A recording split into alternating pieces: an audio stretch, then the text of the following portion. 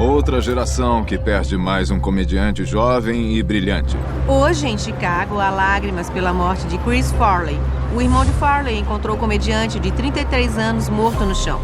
Chris Farley era o gênio irreverente da comédia que alcançou a fama no Saturday Night Live.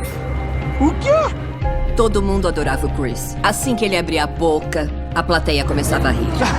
David, você é terrível! O relacionamento dele com a plateia era puro amor. Eles riam dele como loucos. Sua mistura única de pastelão sem limites e vulnerabilidade conquistou os corações de milhões. Tá legal, chega de piadas. Ele tinha aquela cara meiga de cachorrinho que atraía as pessoas. Cara! Mas em 18 de dezembro de 1997, o corpo de Chris foi encontrado no chão de seu apartamento em Chicago. Ele morreu sozinho aos 33 anos. A causa da morte de Farley ainda é desconhecida. Uma autópsia deve fornecer respostas amanhã. O Chris Farley era o tipo de pessoa capaz de animar qualquer festa. E o estilo de vida desregrado dele era conhecido.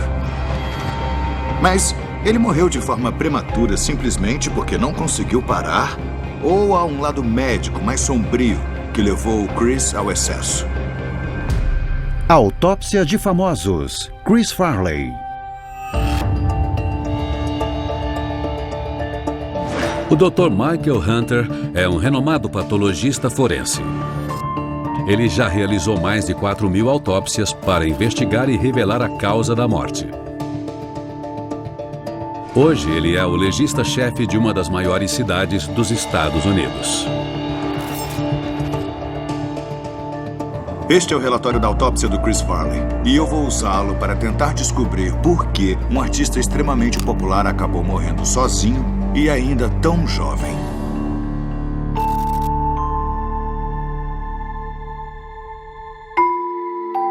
Domingo, 14 de dezembro de 1997, Chicago. 4 dias antes da morte. Chris? O comediante Chris Farley está em sua igreja local. Ele é um católico devoto que vai à missa e confessa semanalmente. Em Hollywood, o solteirão de 33 anos está em alta. Com seu último filme, Um Ninja da Pesada, ele faturou $6 milhões. Mas ele está ansioso para trocar as comédias populares por papéis mais desafiadores. E eu sei que Deus está lá, Ele estava escalado para um filme do David Mamet sobre o Fatty Arbuckle, que ia ser um filme muito sério. E ele queria muito fazer esse papel, queria mostrar ao mundo que tinha esse outro lado. O papel tinha potencial para redefinir a carreira de Chris, mas exigiria um novo nível de disciplina.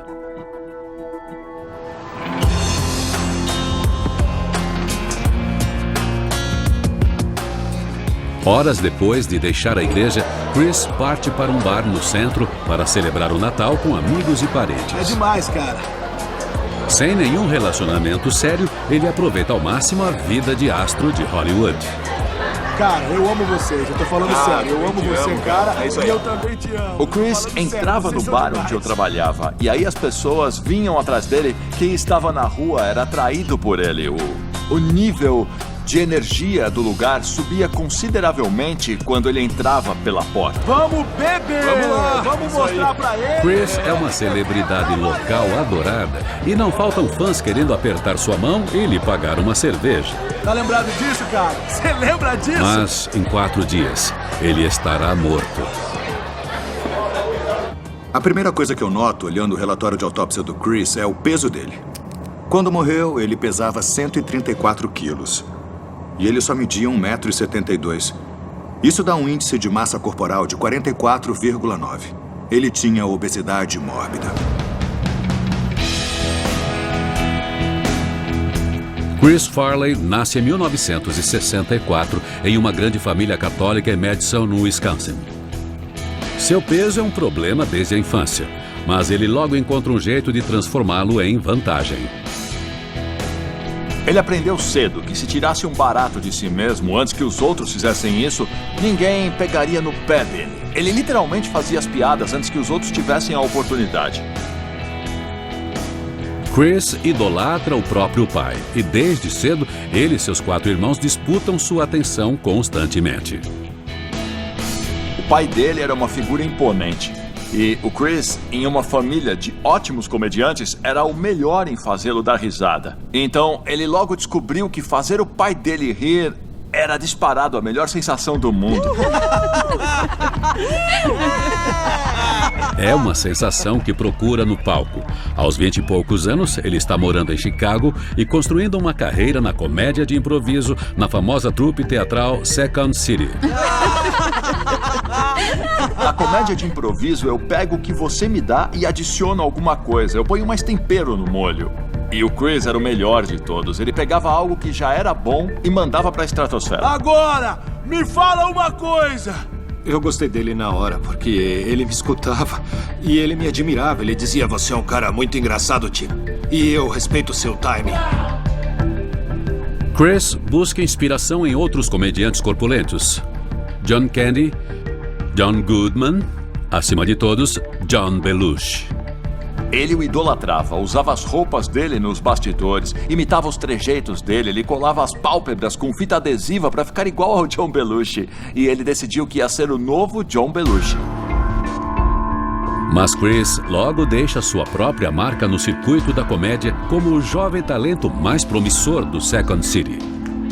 Com sua presença de palco agressiva, a plateia vai aos shows só para ver do que ele é capaz. O Chris não tinha limites. Ele tirava a roupa, abaixava as calças. Ele fazia literalmente tudo o que era desafiado a fazer. Olhando o exame externo do corpo do Chris, a próxima coisa que eu noto é uma série de equimoses em torno do olho esquerdo e nas nádegas. Nós vamos ser amigos ou vamos brigar a noite inteira? Apesar do tamanho, Chris é um homem extremamente atlético, conhecido por suas peripécias no palco e ideias absurdas. Você e eu! Era como um furacão entrando na sala. Ele decidiu entrar, mergulhando, logo de cara. Então tudo que você via era um cara enorme que saía voando das coxias, caía com tudo no chão e se levantava falando, desculpa, eu tô atrasado. Meu terno! Ele caía no chão, ele rolava, ele socava os outros só para fazer graça. Então, quando ele tirava a camisa, ele estava todo roxo porque, sabe, ele era o próprio acolchoamento. Ele não usava nenhuma proteção. O personagem mais famoso de Chris, o palestrante motivacional irritante, atrapalhado e incompetente Matt Foley, era o veículo perfeito para o seu pastelão sem limites. Eu acho bem provável que essas equimoses sejam resultado de uma performance do Chris ou talvez de uma simples queda. Não há nada aqui que possa sugerir um crime. Essas lesões são mínimas e não contribuíram para a morte dele. O que a autópsia deixa muito claro é que o Chris era tão irresponsável com o interior do seu corpo quanto com o lado exterior. Domingo, 14 de dezembro de 1997. 3 dias e meio antes de sua morte, Chris está jantando e bebendo muito no restaurante The Cheesecake Factory em Chicago. Mais uma cerveja aqui e eu vou terminar esse bife. Pode Como crer. sabemos, o peso do Chris não era nada saudável. E isso poderia causar uma série de problemas de saúde. E o mais óbvio deles seria a diabetes. Isso é irritante. Pode ser uma doença fatal, causando um ataque cardíaco, um derrame ou falência renal. Aí você faz assim, ó. Você coloca o molho. A gente saía para jantar e eu pedia para começar um prato e uma margarita. Ele pedia logo 2 pratos e 2 margaritas. E depois pedia mais 2 margaritas. Tudo que você comesse ou bebesse, ele pedia em quantidade muito maior. Isso aqui é queijo do Wisconsin, cara. Chris era conhecido entre seus amigos pelo ritual de pedir qualquer prato em dobro. É um apartamento de 6 quartos, cara. O relatório de autópsia não deixa claro se o Chris tinha diabetes, mas dá pra ver pelo nível de glicose que ele não estava hiperglicêmico no momento da morte. Então, mesmo que ele tivesse diabetes, ela não o matou. Mesmo assim, o estranho hábito de comer tudo em dobro indica uma propensão à compulsão e ao vício. Quanto mais exagerado é melhor. Exagerado é melhor. Vem cá, fala com a gente aqui. Mas sua personalidade volátil é uma faca de dois gumes. Após realizar um striptease no Saturday Night Live com Patrick Swayze, ele se torna um nome conhecido. Mas a fama tem um preço. Eu falei, você achou ruim quando riram de você naquele quadro? Ele pensou e disse, eu fiquei magoado, eu fiquei. Mas sabe, era o que eles queriam que eu fizesse, então eu fiz. O lema dele era, o gordo cai no chão. Ele sabia que ele era estereotipado e eu acho que ele via isso como um fardo triste, tipo, é isso que as pessoas esperam de mim. Eu tenho que ser um palhaço. Aí depois da esteira eu vou... Mas interpretar o palhaço gordo é o que o torna rico e famoso. Então surge um conflito. Eu sei que estar acima do peso e beber tanto e comer tanto não é bom para mim, mas e se eu não for o cara gordo engraçado? Quem eu sou? Sério? Temos evidências da angústia e da depressão do Chris na parte da toxicologia do relatório da autópsia. Eles encontraram vestígios de fluoxetina, um tipo de antidepressivo, no sangue e no fígado dele. É um remédio muito forte, usado no tratamento de diversos problemas psicológicos, incluindo o transtorno depressivo maior. O remédio teve um papel na morte dele? Ou sua presença apenas indica que havia demônios maiores na vida dele?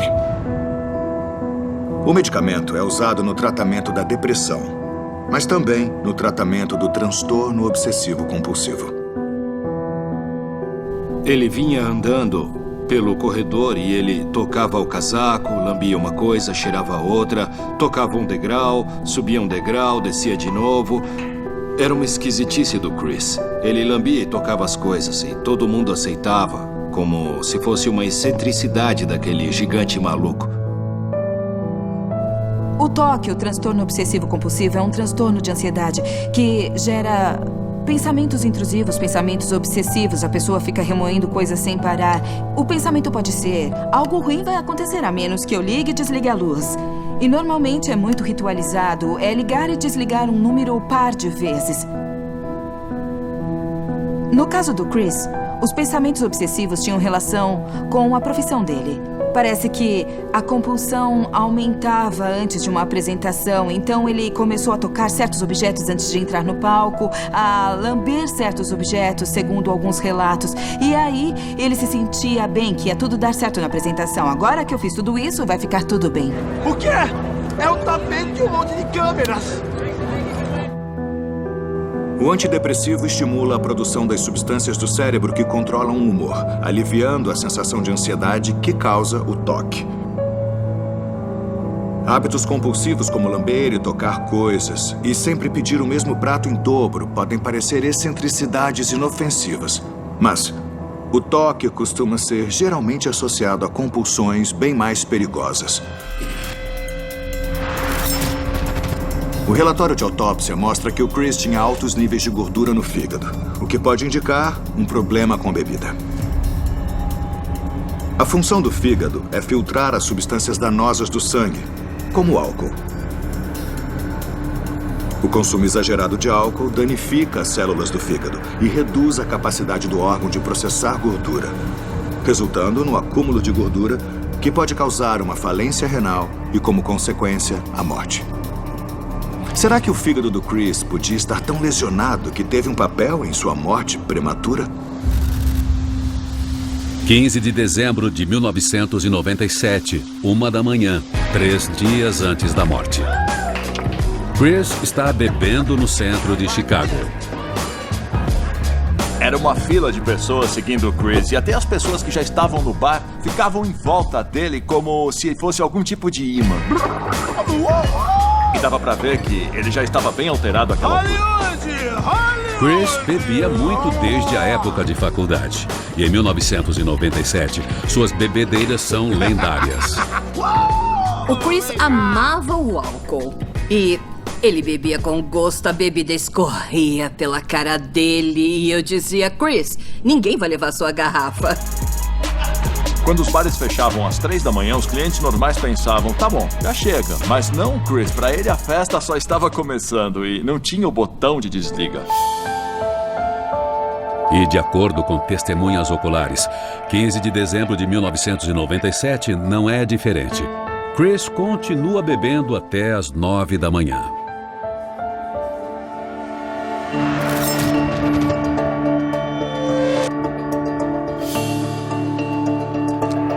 O relatório de autópsia indica que o abuso de álcool do Chris tinha causado um fígado gorduroso, mas ele parecia estar funcionando normalmente, pois não havia evidência de cirrose.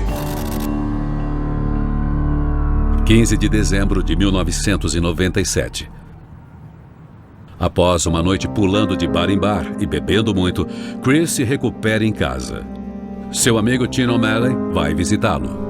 Ele estava chorando. Eu falei, o que foi? Ele falou, o David Mamet escreveu um filme sobre o Fatty Arbuckle e ele me ofereceu o papel. Aí, as pessoas vão me levar a sério, sabe? Isso é muito bom. É importante pra mim, é uma história trágica. Eu não vou mais ser o palhaço, eu vou poder fazer um papel dramático. Você tem que se cuidar primeiro, tá bom? Embora Chris pareça a escolha perfeita para fazer o astro dos filmes mudos Fatty Arbuckle, seu estilo de vida não tem nada de perfeito. Pra você é diferente, você consegue, Ele mas disse, eu... a única condição é que eu fique sóbrio por 2 anos antes da filmagem.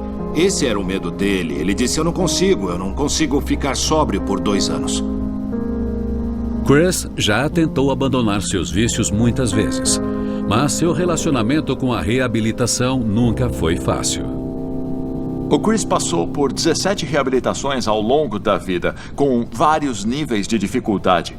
Às vezes funcionava, às vezes não, mas ele encarava como uma pausa. Era algo que ele fazia para cumprir tabela. Os hábitos de Chris são influenciados por seu pai igualmente obeso.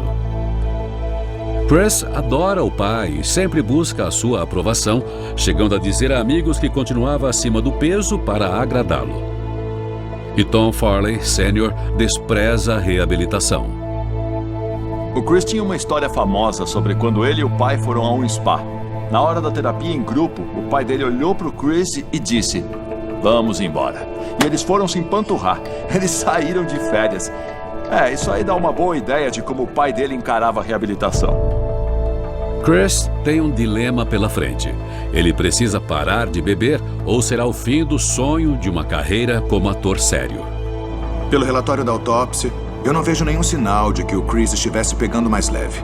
E me parece que o tão amado pai dele pode, sem querer, ter desempenhado um papel crucial no desenvolvimento de certos vícios. Mas os resultados do relatório de toxicologia são uma grande surpresa. Não havia álcool no organismo dele quando ele morreu. Isso indica que ele tinha parado de beber e teve a chance de metabolizar todo o álcool. Mas o relatório de toxicologia mostra que ele tinha usado drogas ilícitas. Quantidades pequenas de THC, ou tetrahidrocannabinol, foram encontradas na urina. E este é o componente ativo da cannabis. 16 de dezembro de 1997, 8h25 da manhã, um dia e meio antes da morte. Chris está em seu apartamento, bebendo vodka e fumando maconha. E aí, vamos? Beleza. Apesar de ser rico e famoso e viver cercado de admiradoras, ele usava regularmente os serviços de acompanhantes.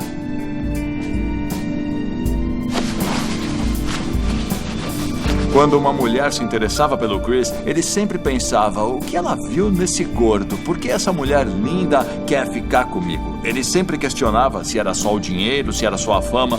Já com as prostitutas, pelo menos o acordo era claro. E ele não tinha que pensar nisso. Mas, de acordo com a prostituta, Chris não quer fazer sexo e parece interessado apenas em sua companhia. Ele está abatido e agitado. Os efeitos da cannabis no cérebro são muito debatidos, mas a combinação do álcool com a cannabis pode aumentar as sensações de ansiedade e depressão. O relatório da autópsia mostra uma concentração muito baixa, então isso não contribuiu de forma alguma para a morte dele. Mas o comportamento inconsequente dele sugere uma condição mental que pode ter levado a um caminho autodestrutivo.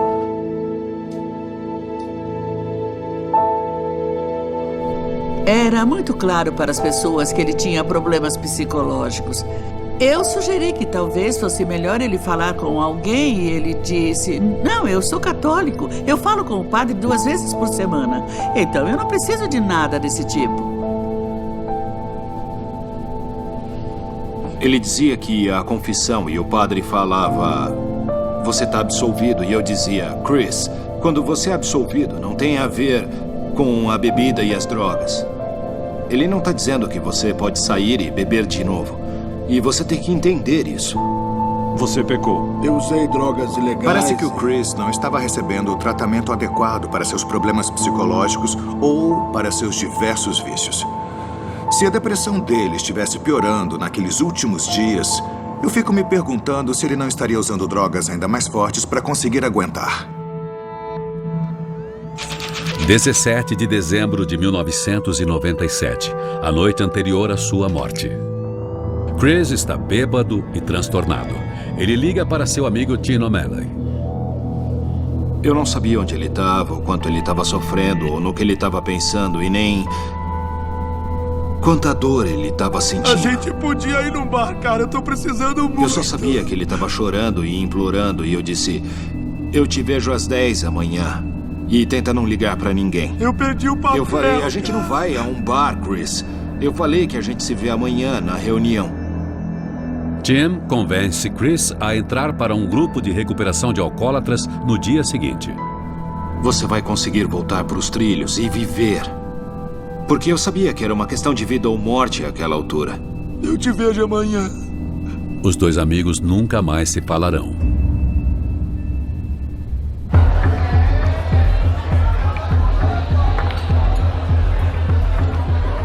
Duas da manhã.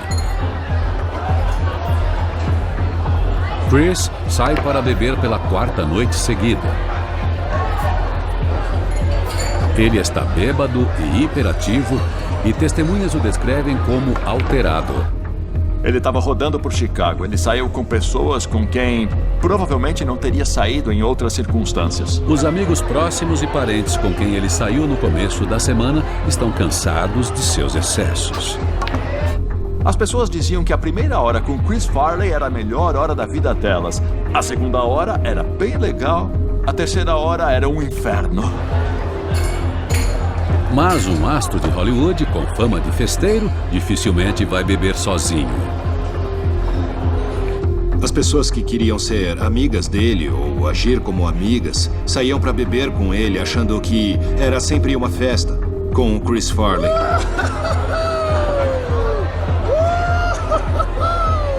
Era assim que ele ia parar num apartamento de estranhos em algum lugar, ou pegando uma limusine para um clube de strip, ou sei lá. 3h30 da manhã. A festa de Chris continua em um apartamento de luxo em Lincoln Park. E o que não faltam são drogas. De acordo com o relatório do legista, o Departamento de Polícia de Chicago encontrou um pacote pequeno com o que pareciam ser drogas sob o corpo do Chris.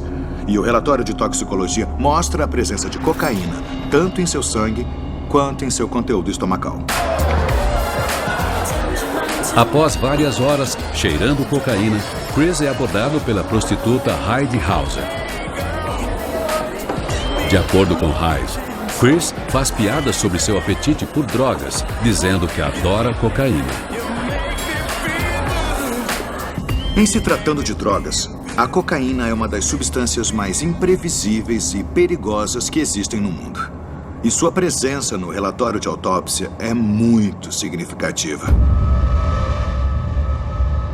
Mas eu encontrei outra evidência interessante. O coração do Chris Farley pesava 533 gramas. Isso é praticamente o dobro do tamanho normal de um coração. A cocaína estimula o coração, fazendo com que ele bata mais rápido e, ao mesmo tempo, constringindo os capilares e reduzindo o fluxo sanguíneo. O estresse sobre o coração aumenta, pois ele precisa se esforçar mais. Com o tempo, ele fica maior, mas menos eficiente. O fato do Chris apresentar um coração aumentado pode ser evidência do uso prolongado de cocaína.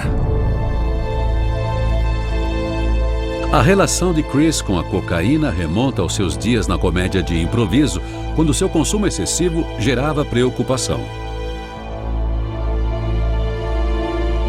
Ele estava nos camarins, dentro de um banheiro, e ele estava virando um galão de vinho e cheirando 1 grama de cocaína. E eu falei para ele, Chris, você não pode fazer isso. E ele me disse, eu não consigo parar. Em algum momento da carreira do Chris, o álcool e as drogas deixaram de ser recreativos e viraram o combustível que alimentava a comédia dele. Ele acreditava que era melhor quando usava drogas.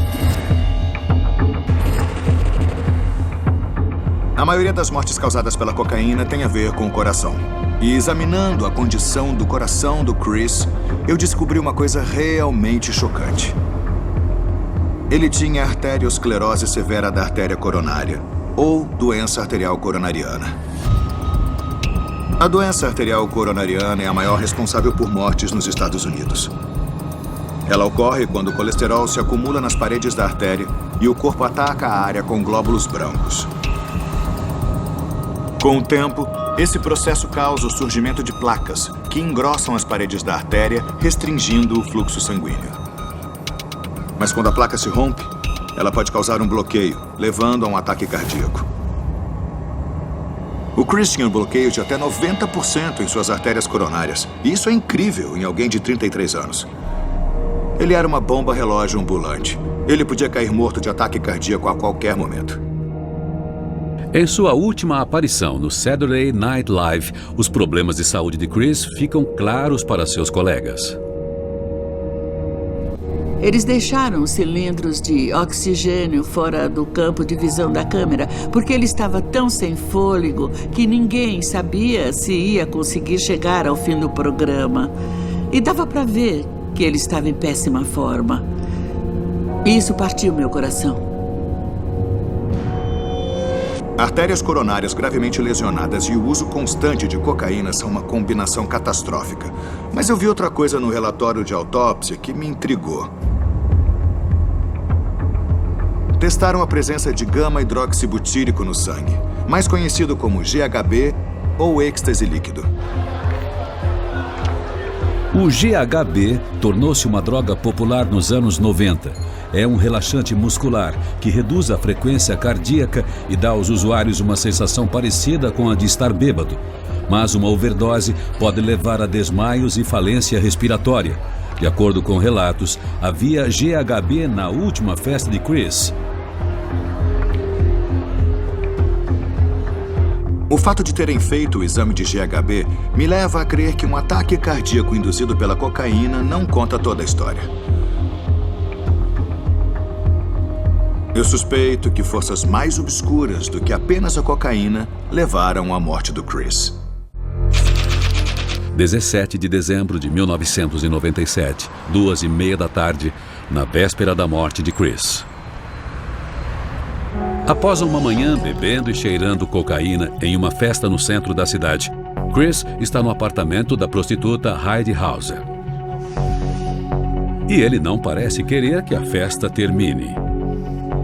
Ele liga para um traficante de drogas. Até os viciados ao redor dele diziam que ele era um dos piores viciados que eles já tinham visto. Ele era mais do que viciado, ele tinha um nível de dependência e obsessão e compulsão que ia além do vício mais grave. Continuando a ler o relatório de toxicologia, eu posso ver que o exame de GHB deu negativo. Eu já posso descartá-lo como possível causa da morte, mas isso levanta a possibilidade de haver outras drogas envolvidas além da cannabis e da cocaína. Com a ajuda do relatório de autópsia, eu estou chegando mais perto da verdade. Cara, é isso aí.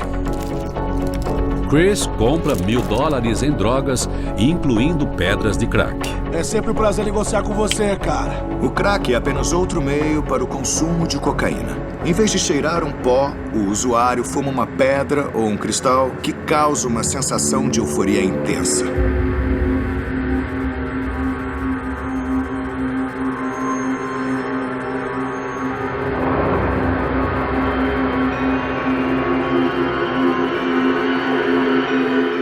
Mas a euforia não dura muito, então o desejo de obter mais aumenta.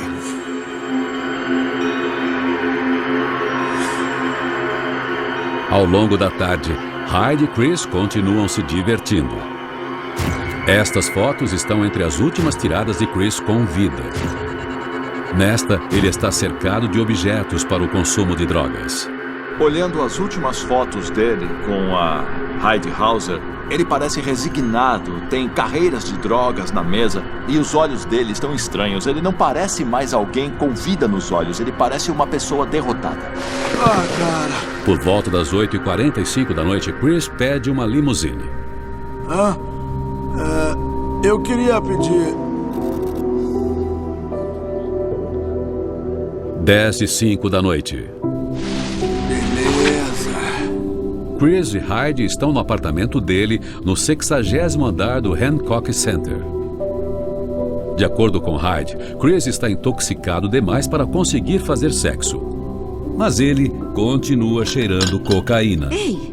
Hyde pede que ele diminua o ritmo. Chris, desculpe, mas você tá parecendo um maluco agora. Alegando que ele batia no peito entre as doses. Tudo bem? A cocaína pode provocar espasmos nas artérias em volta do coração, causando dores fortes no peito e potencialmente uma parada cardíaca. Senta aqui. Vai. O estado mental de Chris está deteriorando. Quer que eu ligue pra alguém? Ele está se drogando há pelo menos 3 dias sem dormir. Chris, fala comigo. Chris! Àquela altura, o Chris estava sofrendo de privação do sono. E isso pode causar microssonos ou alucinações. E o mais importante, a percepção dele de quanta droga estava consumindo podia estar muito distorcida. Às 3 da manhã, Heidi Hauser está exausta. Ele continuava usando cocaína e ela estava cansada. Estava com ele há uns 2 dias e já não era mais divertido. E ela disse, eu vou embora. Chris, eu tenho que ir embora Ela agora, pede tá que Chris pague pelo programa. Mas ele não quer ficar sozinho. Ele disse, não me deixa, não me deixa, não me deixa. Quer saber? Eu tô fora. Não, espera!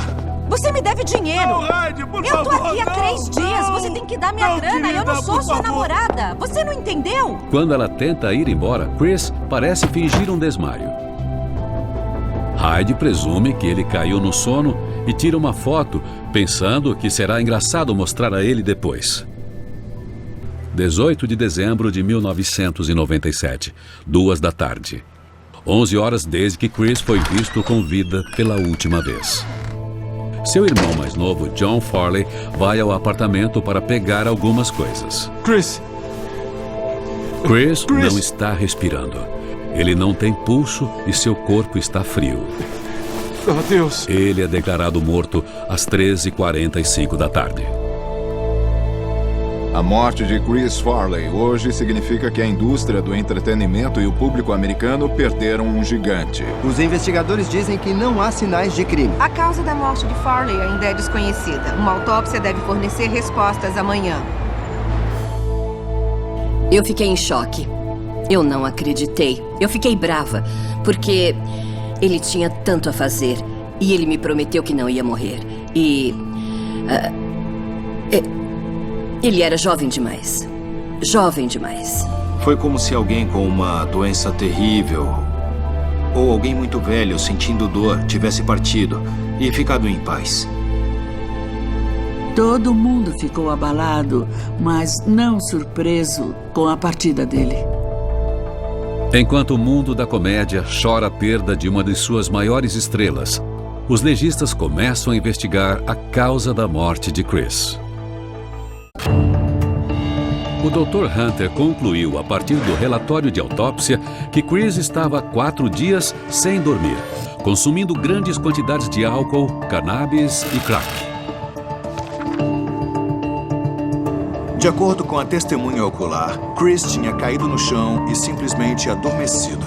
A morte dele não pareceu repentina, então é improvável que tenha sido um ataque cardíaco. Eu preciso descobrir exatamente o que aconteceu com ele entre o momento em que ele caiu no sono e a descoberta do corpo no dia seguinte.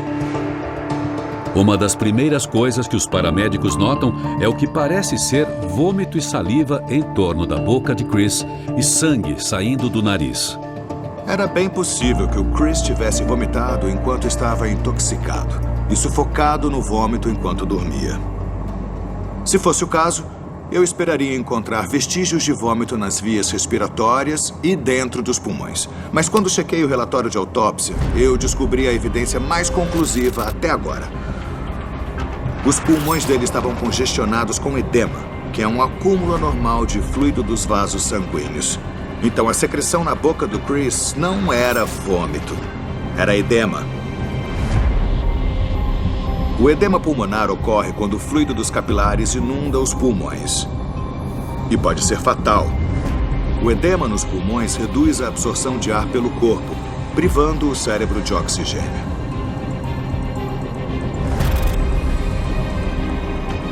Isso foi um grande avanço na minha investigação. O edema pulmonar pode ter múltiplas causas, incluindo um ataque cardíaco. Mas eu acho que existe um outro fator envolvido aqui, indicando que o Chris estava em um caminho ainda mais destrutivo do que eu suspeitava. O Chris disse várias e várias vezes: eu quero morrer que nem o Belushi morreu. Eu quero ser famoso primeiro e depois quero morrer que nem o Belushi morreu. Na tarde de 18 de dezembro de 1997, a polícia e os paramédicos chegam ao apartamento de Chris. Enquanto tentam determinar o que aconteceu, eles encontram um pacote com pó branco sob o seu corpo. Sabemos que o Chris tinha usado crack na noite em que morreu, mas o relatório de toxicologia também revela que ele tinha morfina no sangue. Isso causa uma reviravolta na investigação.